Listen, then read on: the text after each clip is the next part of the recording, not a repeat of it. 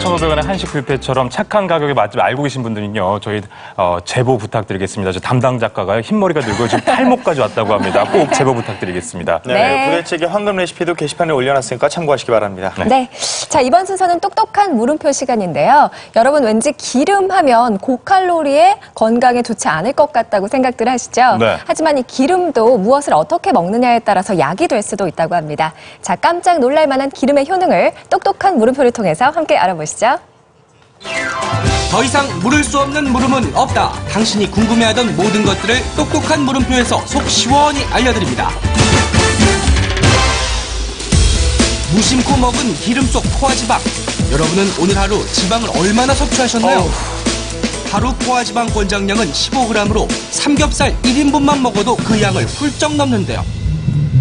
포화지방을 많이 섭취하면 복부 비만은 물론 조래요 지금. 혈관에 지방이 쌓여 다양한 혈관 질환이 발생할 수 있습니다. 성인병 오겠어요, 저 진짜. 그렇다면 건강에 도움을 주는 기름은 없는 걸까요? 몸에 좋은 기름을 몇 가지만 추천을 부탁드릴게요.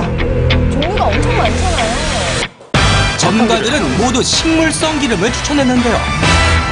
동물성 이렇게 기름들이 실제로 심혈관 질환을 악화시키기 때문에 동물성 기름을 과도한 섭취를 좀 자제하고 식물성 기름을 섭취를 이렇게 적극적으로 늘리는 게 그건 중요합니다. 알긴 아는데 힘들잖아요. 무엇을 어떻게 먹느냐에 따라 약이 될 수도 있다는 기름. 제대로 알고 먹자. 내 몸에 맞는 좋은 기름을 똑똑한 물음표에서 알려드립니다. 6개월 만에 34kg을 감량하고 20년째 몸무게를 유지하고 있다는 다이어트 프로그래머 이경영 씨. 우와. 무슨 일이? 제가 한참 때 90kg가 넘었었거든요. 그런데 6개월 동안 34kg 정도 감량을 했고요. 지금은 55kg예요.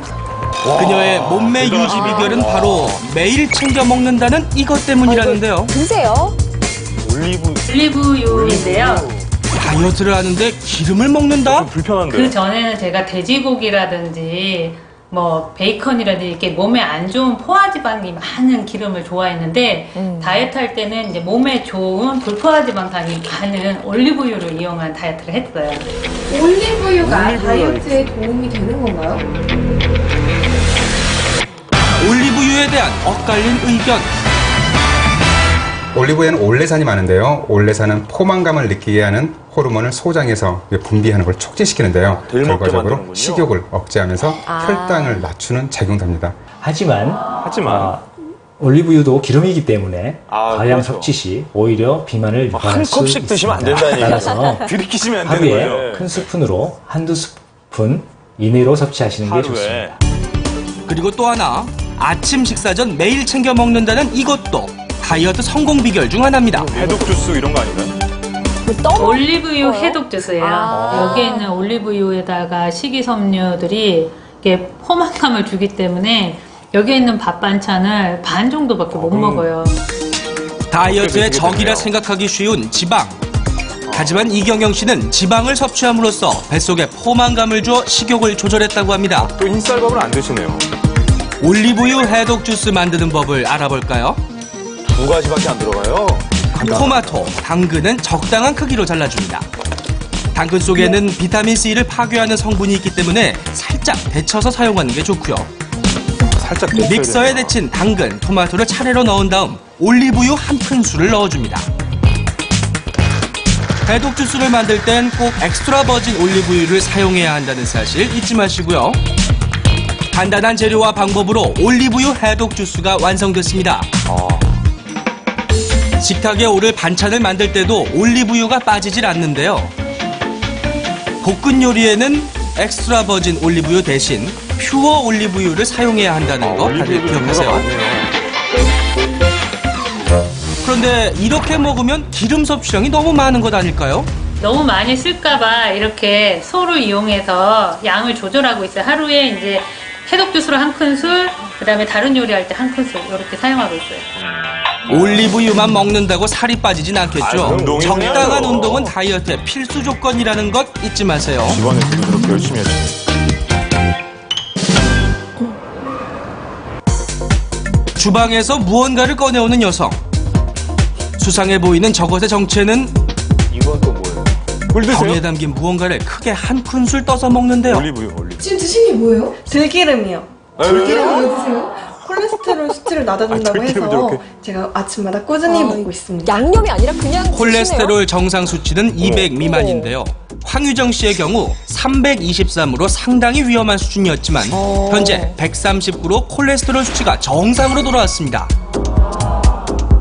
다른 분들에 비해서 체중 대비 이제 내장 비만이라던가 아니면 이제 지방량이 좀 많으신 상태여서 본인이 나중에 성인병이라든가 이런 것에 대한 우려를 많이 하고 계신 상황이셨습니다. 들기름이 콜레스테롤 수치를 낮추는데 도움이 된다? 들기름이 혈관 건강에 도움이 되나요? 만장일치로 도움이 된다고 답했는데요. 몰랐어. 들기름에는 오메가3 지방산이 60% 이상 함유되어 있는데 진짜 많이 들어있는데요?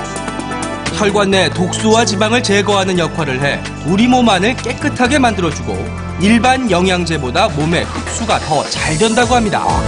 들기름 많이 먹어야겠네. 한 논문에 따르면 들기름 안의 오메가3 지방산이 심혈관계 질환, 암, 염증, 류머티즘 예방에 효과가 있다고 하는데요.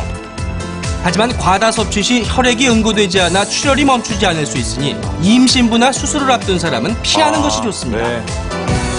또한 아무리 식물성 기름이라고 해도 1g당 9kcal로 고칼로리이기 때문에 하루 한두 큰술 정도로 섭취를 제한하는 게 좋고 더불어 운동을 병행해 주는 것이 좋습니다.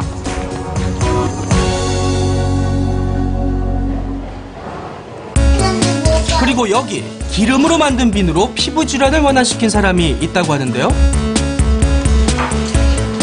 미각류로 만든 비누예요. 보습 효과가 좋고 그다음에 펄펄 거리는 것보다는 잘 닦여요. 그 아토피 이런 데 좋은 미각류는 거예요? 현미를 도정할 때 나오는 쌀룬과 미강을 추출해 정제한 기름으로 쌀룬류라고도 불리며 최근 건강에 좋다고 알려지며 주목받고 있는데요.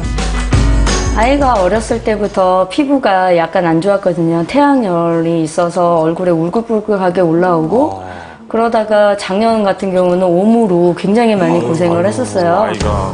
작년 몸에 심한 발진이 일어나 병원을 찾았다가 아토피와 옴 진단을 받았다고 합니다. 태어날 때부터 알레르기 피부염으로 고생을 많이 했다는 혜림이. 하지만 지금은 발진이 모두 가라앉았다고 하는데요. 다행이네요. 진짜 다행이네요. 미각류가 피부 질환에 도움이 될 수 있나요? 다들 이번에도 의견이 분분했습니다. 미각류로 비누를 만들게 되면 비누에 지방 성분이 많아지면서 비누가 순해지게 되고 또 미각류의 유분기가 피부에 남아있게 됨으로써 보습 효과에 도움을 주게 됩니다. 한 논문에서는 미각류가 피부 장벽 기능을 회복시키는 효과가 있다는 연구 결과를 발표하기도 했는데요. 미각류에는 감마 오리지널이라는 성분이 있어서 항산화 작용이 있어서 이제 피부의 염증을 진정시키는 효과가 있는데요. 근데 알레르기를 일으키는 피부 질환의 종류가 굉장히 많습니다.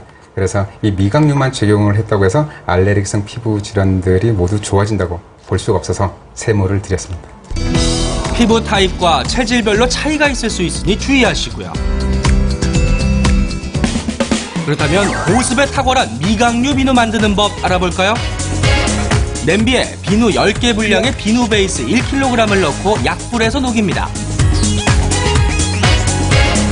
비누 베이스가 다 녹으면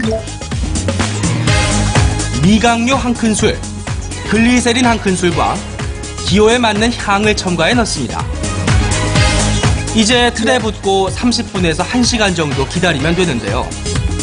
비누 베이스는 인터넷에서 쉽게 구매가 가능하니 집에서 미각류 비누 만들어 보면 어떨까요?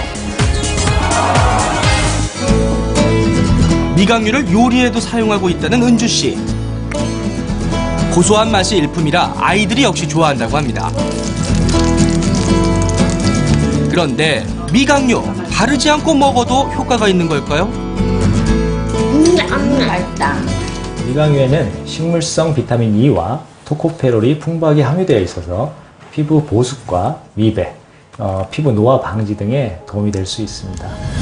다양한 식물성 기름, 종류에 따라 사용 방법에도 차이가 있다는데요. 올리브유는 어떤 요리에 사용하면 좋을까요?